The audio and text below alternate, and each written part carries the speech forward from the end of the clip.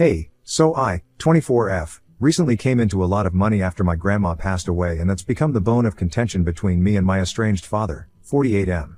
My parents got married a month after I was conceived after dating for 2 years.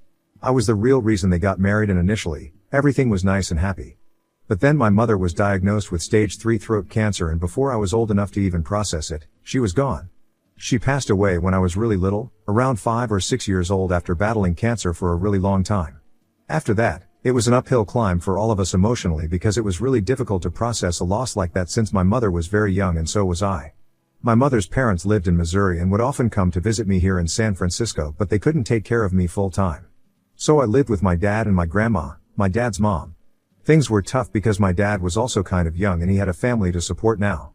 For the first 10 years, it was easier since my grandpa was around to take care of the family business. It wasn't a very large scale or successful business, but it was something nevertheless, and it could put food on the table, so at the time, that was enough. My grandpa would run the family business and my dad was trying to make his way up the corporate ladder. Then when I was 15, my grandpa passed away from a heart attack and our family fell apart. My grandpa had left the business to my dad and my grandma to run, but he didn't want it, and so the responsibility fell entirely to my grandma, who literally had no idea how to run a business. She'd never been to college and had married her husband young, and after that, she'd just been a som. She considered selling the business but couldn't bring herself to do it because she knew how much it meant to her husband. She couldn't sell it because of her sentimental attachment to it, and that led to a lot of problems between her and my dad, who wanted to sell it and move into a bigger apartment and a more upmarket address so he'd be able to impress his business associates with it.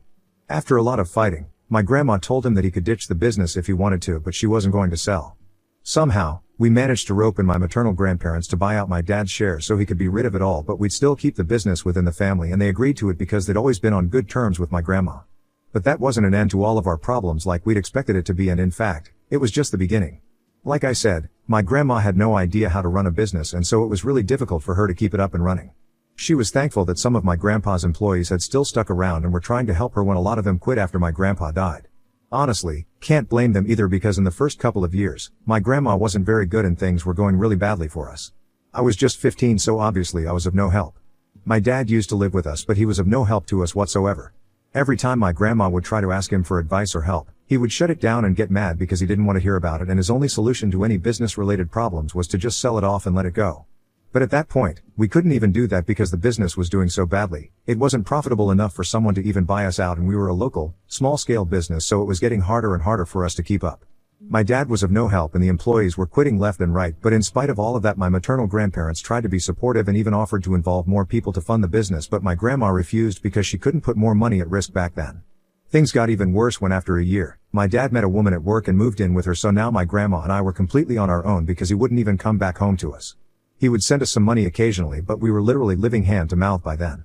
He didn't take me with him to live with his new girlfriend because she wasn't comfortable with the idea of having to live with his ex-wife's teen daughter.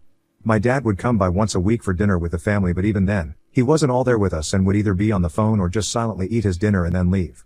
It was clear to me then that he was just doing it as an obligation, but he didn't want to spend any time with me or his mother at all. At 15, I finally gave up any hopes of my father ever stepping up and being a good dad to me. Until then, I'd still hoped and prayed that someday we might have a good relationship, but after he moved in with his girlfriend, I gave up because that was never going to happen. Then a couple of weeks before my 18th birthday, he proved me right by cutting ties with us entirely. He eloped with his second wife and didn't even bother to tell us in person. He sent us an email to inform us that he was moving to NYC with his wife and said that he didn't want us contacting him anymore. I was not going to be a minor anymore in just a few weeks, so he had no legal obligations tying him down anymore. I wasn't surprised in the slightest, but my grandma was disappointed, so I had to be strong through it all for the both of us. He'd blocked me and my grandma so we couldn't contact him, and I think he'd even changed his number. I was mostly worried about how I was going to pay for college because I really couldn't afford a student loan given how ridiculously difficult they are to pay off in the future. I already knew I wanted a business degree and my grades were decent too, so I was desperate to go to college and learn things that would help me and my grandma in the real world. I'd already been doing a lot of research and homework on how to restart the business, which had been nothing but a huge liability so far, and we'd made it even worse somehow. Financially, we were doing pretty badly, and now it was about to get worse because my dad had left. We could have asked for help from my maternal grandparents, but they'd already helped us out with the business and we couldn't just keep on asking them for more. Both of them were retired teachers and it wasn't like they had a fortune to spend either. I just couldn't sit by and let that happen, so as a last resort, I decided to take matters into my own hands instead of waiting for someone to come along and fix things for me. I was supposed to start college in the fall, but a couple of months before that, around the same time as my birthday, I decided that I was going to go online and try to promote our family business.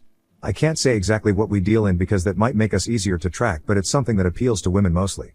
We did have a business page, but it was useless and mostly inactive because with school and household chores that my grandma couldn't do due to her age, I didn't have the time to look after that as well, and my grandma wasn't very good with social media. So it was just there. It existed, but it was of no use to us. Around 2017-18, the whole promotion of small, local businesses on social media was sort of working, and once I graduated from high school, I decided to put all my time and energy into that before college. So while my friends were out celebrating this new chapter of our lives, I was back home applying to colleges that I could afford to attend even by a long shot, and working on rebooting the page. Luckily, around a few weeks in, one of our posts about a certain product went viral, and soon enough our inbox was flooded with people from all over the state wanting to buy from us. Not just that one product but also others that we sold, and we grew exponentially in the coming few months. We were able to pay off all our debts over time and even started saving, thanks to the sheer power of social media. It's been 6 years and we're still going pretty strong. I wouldn't say that we're millionaires, but our business was doing well enough for me to be able to attend college without loans or anything. After I graduated, I came back and took over running it all so that my grandma could retire, and that's how it's been for the last couple of years. Now earlier this year, my grandma passed away and I was shattered over it because she was my whole world, but I was happy that she'd passed in her sleep. She was in her late 70s and had lived a long and eventful life. She died of natural causes and passed away peacefully and painlessly. That's more than enough for me. I didn't tell my dad or call him to the funeral because I didn't know how to reach him. I could have of course done some digging to find out, but I didn't want to do that because it didn't seem worth it. Also, if I hadn't done that when he'd abandoned us, then I didn't see any reason for me to do it now. It's been several months since my grandma passed, and recently, I was informed of her will. She left her shares of the business to me while the remaining 50% was still owned by my maternal grandparents, but I know that they're going to leave their shares to me as well, so I really own this business now. What came as a surprise to me was that she'd also left the house and all her savings to me as well. And she'd managed to save a lot over the past 6 years because she'd lived the same frugal and modest lifestyle that she'd always been used to. So I basically inherited everything, but my father also inherited something that I found out about only recently. He'd inherited this really old and weird abstract painting that my grandma kept in the living room, even though it was very ugly and didn't go with the room's aesthetic at all. Apparently, that was something that my dad had insisted that she buy at an art exhibit when he was 10 years old, and she'd kept it all these years as a memory. All of this happened a couple of weeks ago because my grandmother had left strict instructions that the contents of the will were not to be disclosed until the probate process was done. My grandma's lawyer had notified both me and my dad when the process began, and it had been shortly after the funeral. He was very upset that I hadn't contacted him first, but even the lawyer had to hire a professional to locate him, so it was ridiculous for him to even expect that I'd go to such lengths for a person who hadn't checked on us even once in the last 6 years. We didn't speak after that for months until recently, when the reading of the will took place, and it was a virtual meeting since we were in different states and he was too busy to fly down here. There, I was told about what I'd be getting out of this, and my dad only had one dusty old painting, so there wasn't much to say there. She'd also left my maternal grandparents a little money and some of her jewelry as a thank you for everything they'd done, so they were part of the meeting as well. We were all present to witness the spectacular meltdown that my dad had once he realized that he was only getting one painting that wasn't even worth much. He yelled at me and accused me of stealing his life from him, said that I was a crook and whatnot. It got to a point where he had to be removed from the video conference by the lawyer so we could end it. He'd have to be there to sign a couple of documents in a few weeks anyway, so I knew that this wasn't over as long as he didn't get what he wanted, but I didn't care. I knew that I deserved all of this and that I'd worked hard for it. It hadn't just all been handed to me, but I'd earned it. Throughout college, I would make sure to teach my grandma all she needed to know, and sometimes we'd even end up on calls at odd hours so that she could consult with me before making any financial decisions. So I was not only keeping my grades up, but I was also working on keeping the business up and running. I was also running the social media page along with a couple of interns I'd hired, so I'd been working for the business right from my college days. I'd earned every bit of this, and yet that didn't seem to be good enough for him. I wasn't worried at the time, but 3 days back, my dad came by to visit me, and it was a very emotionally charged reunion for us. He'd come back for the signing of certain documents that we were already done with, so we didn't need to be there. He told me that he'd come to visit me right after meeting with the lawyer, and even though my grandma's attorney refused to tell him about my inheritance, he'd figured out that I'd inherited the business and the house. While he was at the door, he told me that he just wanted to talk and clear the air because it had been a long time since he left. He didn't want our relationship to get worse and worse with time, so I decided to have a discussion with him once and for all so we could clear the air or whatever. Most of whatever he said just sounded like excuses, and I wasn't too touched by it. He was in a bad space and was still struggling to do well at work. He wanted a fresh start without any reminders of his past. He was really stressed out and stuff, blah blah blah. It wasn't the struggle story he thought it was, and it definitely didn't excuse him for whatever he'd done. I was just waiting for him to get that story over with when he told me that now that he was back, he wanted to join me and come on board as an investor or maybe even a co-owner. I said no without even thinking about it because there was just no way that it was happening. Not after he literally abandoned me and my grandma and didn't even bother to contact us ever after that. He'd let me and my grandma down on multiple occasions and had never once stepped up to be the father that I deserved or the son that she deserved, so now, he didn't just get to hop on the bandwagon and piggyback on what was supposed to be my success. I told him that I wasn't okay with that, and if that's really what he was here for, then he could just leave because it was never going to happen. He could save his breath instead of trying to convince me, but he went on to get annoyed and tried to make it seem like that's not all he was here for. He even said that he genuinely wanted to reconcile with me and rebuild our relationship, but he'd blown his cover already, so I wasn't going to fall for any more of what he was saying. I didn't even want to hear him out, but he went on and on about how I was overreacting and he just wanted to help. At one point, I told him that if he didn't leave then I would call the police, and he flared up at that. He called me ungrateful, and of course, he played the mom card and told me that my mother would have hated this. I didn't even care and told him that if my mom was around then maybe he would have still stuck around, but unfortunately, I kind of grew up without either parent, and it was mostly my grandparents who raised me. So if I owe anyone anything, it was them and not him. He always just did the bare minimum for us and thought that it was alright, so now he could expect the bare minimum in return too.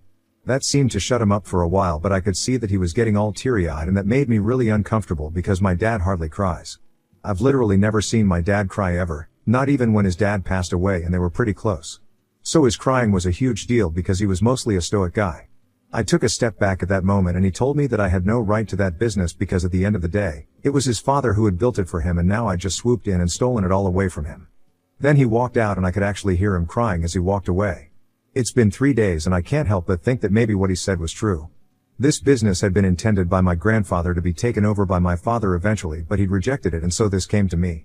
The least I can do is make him a partner in the business, but if there's no trust then there's no point.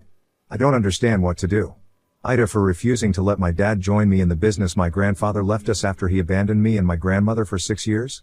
Update 1. Hello. So I've decided to stick to my previous decision of not letting my father join me in the business. He rejected it first when it had been offered to him and then went MIA for 6 years, which is when my grandma and I handled it all. He doesn't deserve this and I know that now. Besides, I also found out that he has literally no credibility in the market at this point. I had people do some digging on him and we found out that he's most definitely living off of his wife's money at the moment because both the businesses he'd been involved in the past had failed. One of them had been a seafood restaurant chain that lasted for a couple of years but then eventually had to be shut down after facing a lot of losses, and then, 2 years ago, he tried to get into the food industry again with another product idea which also didn't work and shut down relatively faster. His wife's some biggie in the corporate world and is the CFO of her dad's company, which finally helped me make sense of why my dad was so willing to dance to her tunes back when they were dating. I'm sure that even if he wanted to invest or buy out part of our business, he'd do it with her money because I highly doubt he has any of his own at this point.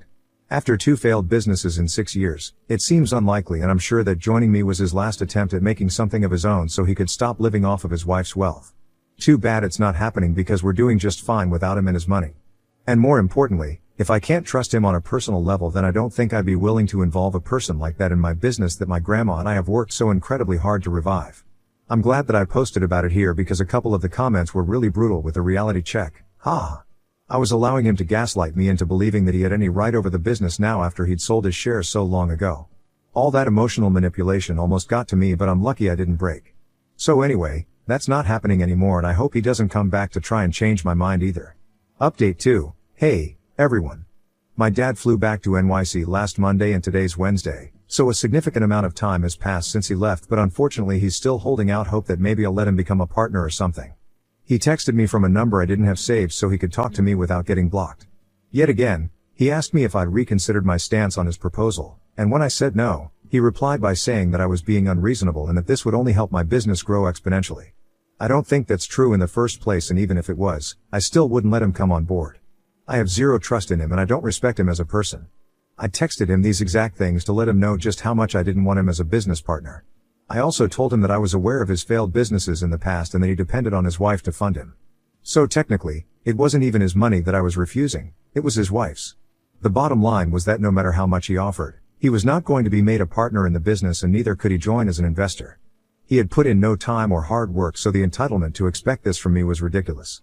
I blocked him after saying that and he hasn't been able to contact me since, although I did notice that he was typing something when I blocked him. I really don't want to find out what it was that he was saying because I have A. no interest and B. no time to talk to him. I'm done with this situation and I just wish he'd let it go too. Update 3. So I'm not entirely sure, but I think the drama regarding my dad and the business is over now. I didn't do anything though, it was all him. He made the mistake of spamming my comments with thief, crook and tons of bad reviews. None of which were true, of course. My business depends heavily on word of mouth, so this was really bad for me. And my dad was well aware of it, which is why he did this. It just proved what a huge gold digger and selfish jerk he was, because if he had any respect for his father at all, he wouldn't have tried to sabotage me and the business he built from the ground up. So I filed a case against him for trying to defame me, and that was enough for him to back off, probably because his wife wasn't going to tolerate it and they had a lot to lose if I chose to go public with that information. I've also filed a petition for a protective order against him. I don't know what's going to happen with it though, but he had been harassing me online and I'm sure it would have gone on for a long time if I hadn't initiated legal action against him. Anyway, this is where it ends hopefully. I'm doing great, and even though I do miss my grandma sometimes, I know she'd be proud of me and how far I've come. How far both of us have come, actually. Thank you for being there for me throughout this, because even though you guys don't realize it, Reddit has sort of become a safe space for me during these past few days. Venting to you guys helped me keep my head straight and I couldn't be more thankful for it.